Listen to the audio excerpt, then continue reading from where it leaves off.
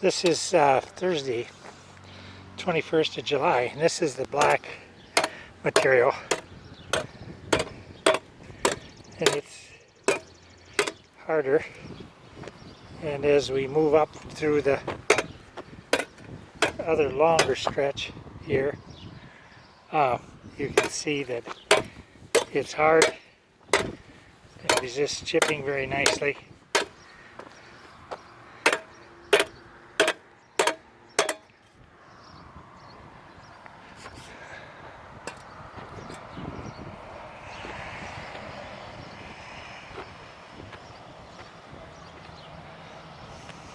It's a good solid road.